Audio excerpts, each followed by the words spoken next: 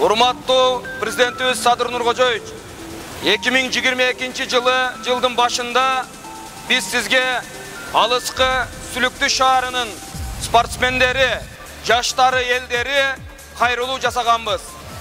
Бизге заманбап спорт комплексин куруп берүү максатында биздин кайрылуубузду жок дебестен бир айга калтырбай акча каражатыны чечип, мына бир жылдын ичинде заманбап спорт комплексини куруп, бүгүн мына 30 майда элге колдонууга берип отурасыз.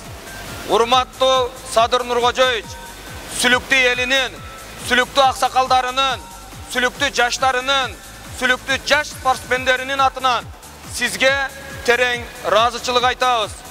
Алтын башыңыз аман болсун, өмүрүңүз узун болсун.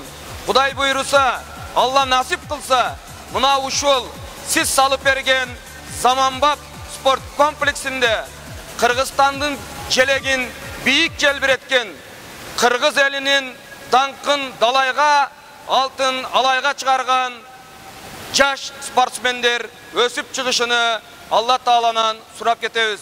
Урматтуу Садыр Нуркожоевич, биз сизге терең ыраазычылык айтып, ушул кылып берген ишиңиз алгылыктуу, ийгиликтүү, жакшы, жемиштүү залдардан болсун.